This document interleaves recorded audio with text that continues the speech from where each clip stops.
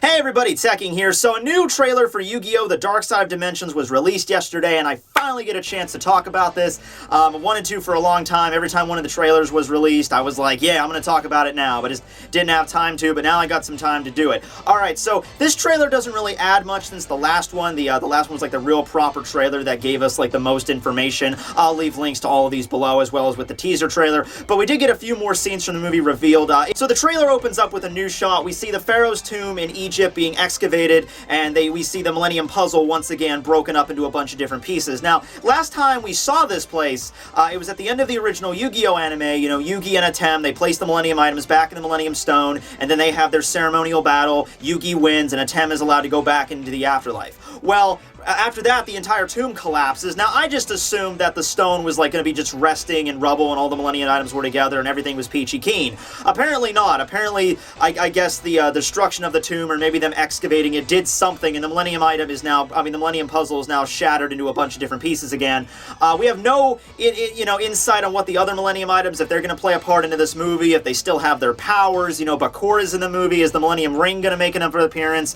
I'm assuming, Zork is gone, so that's not going to be a big deal, but it seems like the Millennium Puzzle is like the main focus here, because we also see a few scenes with Yugi still wearing it, so he assembles the puzzle again at some point, and we see Seto Kaiba there, staring at the puzzle. It's like suspended in like an encasement or something. It's like levitating. So from that, we can kind of assume the person, or that is like at least funding the operation to excavate the tomb, is Seto Kaiba. Now, let's talk about Kaiba a little bit, because in this movie, in the trailers anyway, he looks fucking evil as shit. He looks way more harsher than he did at the end of the Yu-Gi-Oh! Anime. At that point, I was thinking, like, he's maybe not, like, completely on board with just, like, all this magical nonsense, because, Kaiba was always the guy that's just like, yeah, all this magic stuff that's going around me, I totally don't believe that. But at the end of the series, it seemed like Yugi and him were on, like, good terms, just, like, rivals sort of deal. And, in this movie, though, it just seems like he is basically just the straight-up antagonist, We don't really get to see a lot for his personality. He's just, like, standing around looking really serious, and then, he states with Yugi, he's like, it's time to have our duel, Yugi, really serious on his face. So, from that being said, we also see two duels that are going to be heavily featured in this movie. We see Seto versus Yugi, which is pretty much confirmed, as well as this new character that's being introduced as Aigame, which just means Indigo God. And this guy is apparently the secret to all of it.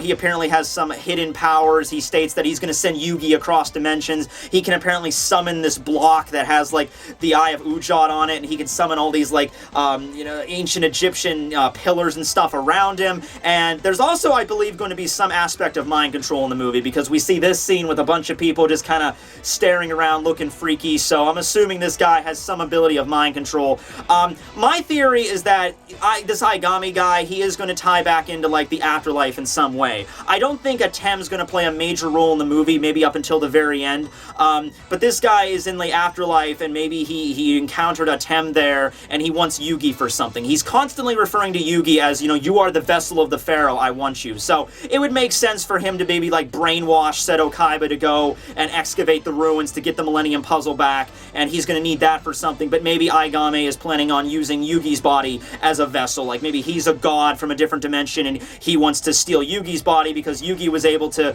hold the Pharaoh, so he thinks that's like it's an appropriate vessel or something like that. I should also point out that this is a time period after the original Yu-Gi-Oh! Anime, but this is way before GX, way before 5Ds and Zexal, of course, although there is a reference to Zexal a little bit with the new kind of setup for the duel mechanics. They're going to have, like, a different kind of designed duel disc, and these, like, little things they put on their eyes that kind of look like the V-gazers from Zexal, and it apparently, from the text of the movie, we can discern that these are, like, they project the monster's image from the brain directly on the field as holographic projections.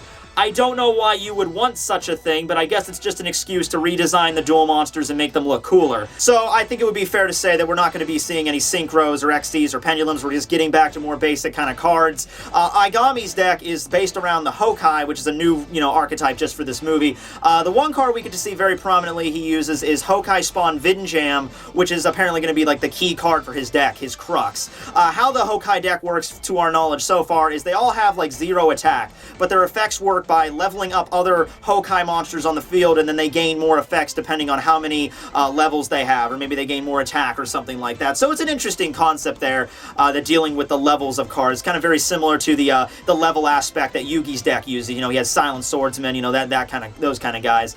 There's another card that was revealed called Hokai Spawn Emperor Deathbolt, but we know nothing about that one so far. Also discussing cards, as I said, there was redesigns on like the Dark Magician, who I honestly mistook for Dark Paladin at first, because god damn, that looks awesome. Hey, I gotta admit, he finally upgraded from Purple Dark Magician to Dark Magician, so that's a plus. We also get to see a newly redesigned Blue Eyes White Dragon. Kaiba apparently summons a newly redesigned Blue Eyes Ultimate Dragon in some way. Maybe it's going to have an effect or something like that. We don't know, because a new other feature with the game, I guess this has to do with the new dual disc system that like projects cards as like holographic. You know, the cards themselves are now holographic now. Like they're all based on like mental images.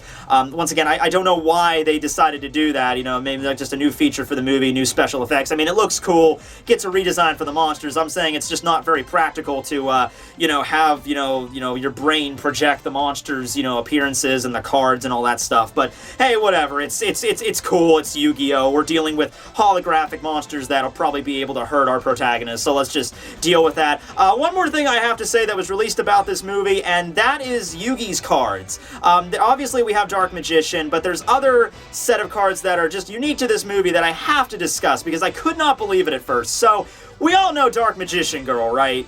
I mean, she is kawaii. She's the, you know, anime spank material from Yu-Gi-Oh! We all love Dark Magician Girl. Well, apparently there's going to be even more Dark Magician Girls. Not 1, not 2, not 3, not 4, but 5 new Dark Magician Girls in this movie.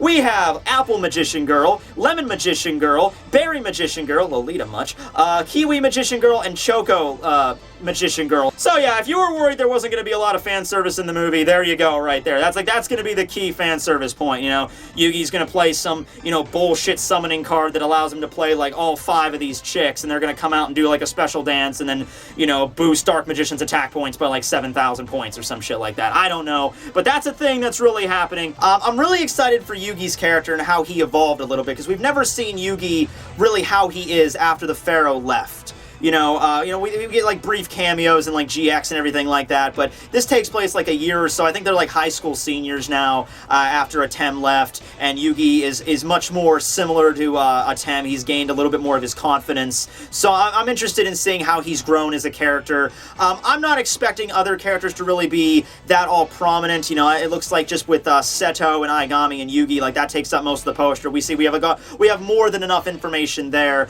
as well as these 2 new mysterious figures that show up and apparently maybe attack Yugi's friends. Maybe that's how they're going to be involved. You know, we're probably going to see a Joey duel, like maybe even just a short one or something like that. But I'm really interested in seeing these characters again about so long. So I hope you guys enjoyed the video. Let me know on your thoughts of Yu-Gi-Oh! The Dark Side of Dimensions below.